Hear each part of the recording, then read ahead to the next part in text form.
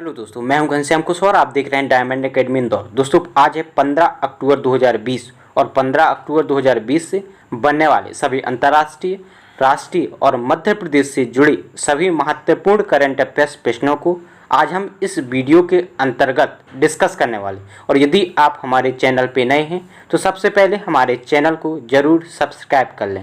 चलिए जानते हैं आज के पहले प्रश्न को।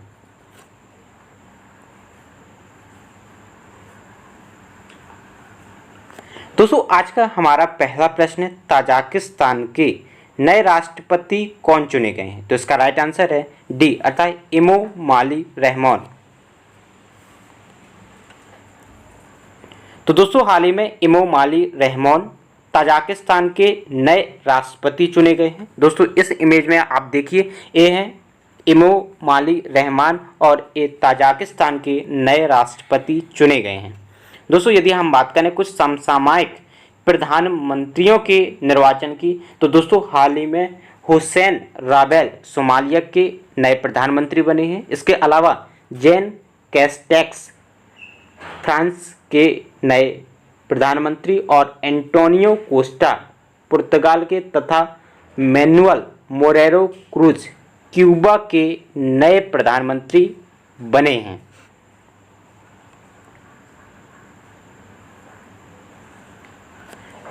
दोस्तों हमारा अगला प्रश्न है, हाल ही में किस देश को financial action task force grey list में बरकरार रखा गया? तो इसका राइट आंसर है बी अर्थात पाकिस्तान। तो दोस्तों आप सभी जानते हैं कि Pakistan financial action task force की ग्रे लिस्ट में शामिल था और पुनः इसे फाइनेंशियल एक्शन टास्क फोर्स की ग्रे लिस्ट में बरकरार रखा गया है।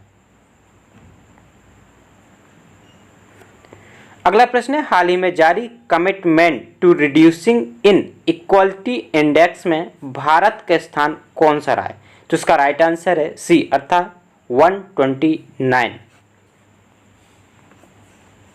तो दोस्तों हाल ही में commitment to reducing in inequality index को जारी किया गया था, जिसमें कुल 158 अर्थात 158 देशों में से भारत का स्थान 129 रहा था।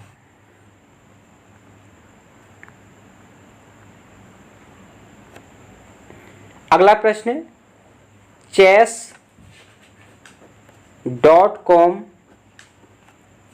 कि 2020 जूनियर स्पीड ऑनलाइन शतरंज चैंपियनशिप का खिताब किसने अपने नाम किया है? तो इसका राइट आंसर है ए अर्थात निहाल सरेन।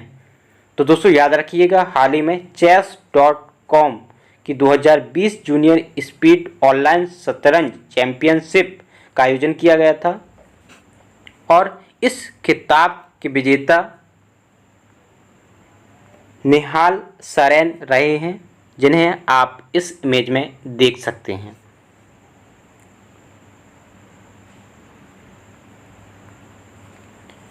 अगला प्रश्न है, भारत सरकार ने एशियाई विकास बैंक के साथ मध्य प्रदेश राज्य में बेहतर सेवा प्रदान करने हेतु कितने मिलियन डॉलर की ऋण समझौते पर हस्ताक्षर किए हैं? तो इसका राइट आंसर है डी अर्थात 270। तो दोस्तों हाल ही में भारत सरकार के द्वारा एशियन डेवलपमेंट बैंक अर्थात एडीबी के साथ मध्य प्रदेश राज्य में बेहतर सेवा प्रदान करने हेतु 270 मिलियन डॉलर के ऋण समझौते पर हस्ताक्षर किए हैं। इसलिए इसका राइट आंसर हो जाएगा डी अर्थात 270 मिलियन डॉलर। अगला प्रश्न है, हाल ही में शस्त्र रामानुजन पुरस्कार से किसे सम्मानित किया जाएगा? तो इसका राइट आंसर है सी अर्थात साई एरवा। तो दोस्तों याद रखिएगा, साई एरवा को सशस्त्र रामानुजन पुरस्कार से सम्मानित किया जाएगा।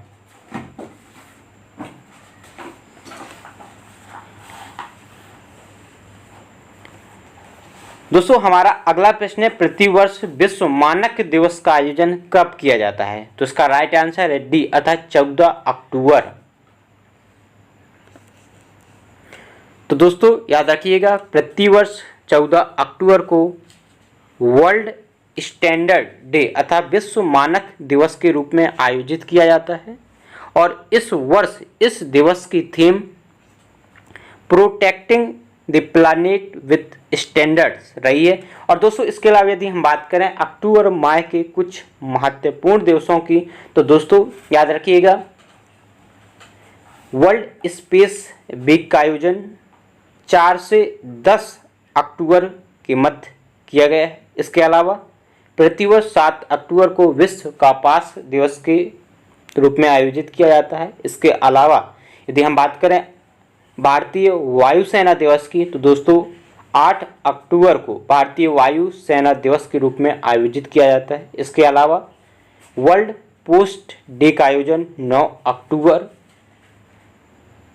इसके अलावा विश्व मानसिक स्वास्थ्य दिवस का आयोजन 10 अक्टूबर तथा अंतर्राष्ट्रीय बालिका दिवस 11 अक्टूबर। इसके साथ ही विश्व प्रवासी पक्षी दिवस का आयोजन भी 11 अक्टूबर को किया जाता है।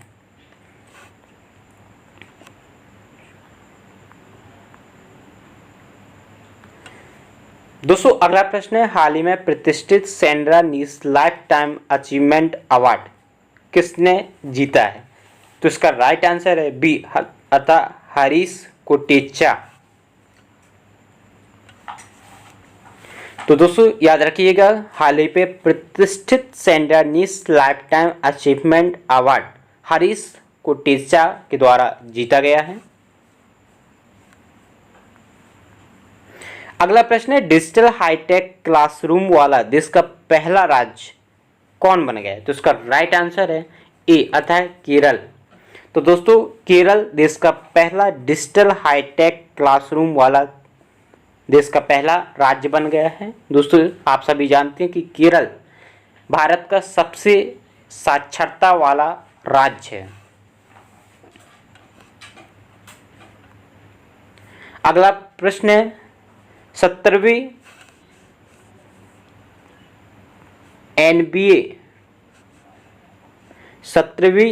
NBA चैंपियनशिप का खिताब के विजेता कौन है? तो इसका राइट आंसर है डी अर्थात लॉस एंजल्स लेकर्स।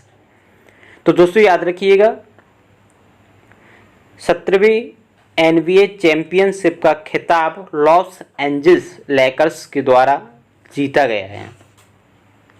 और जबकि इसके उप विजेता मियामी हीट रहे हैं।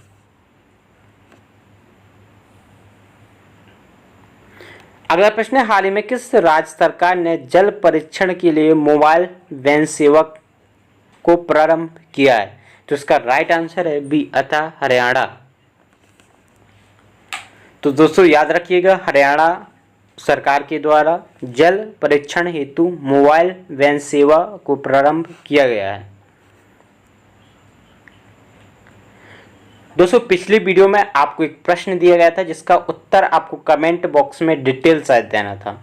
और यह प्रश्न है, हाल ही में विश्व प्रवासी पक्षी दिवस का आयोजन कब किया जाता है? तो दोस्तों इसका सही आंसर था 11 अक्टूबर। तो दोस्तों प्रतिवर्ष 11 अक्टूबर को विश्व प्रवासी पक्षी दिवस के रूप में आयोजित किया जाता है।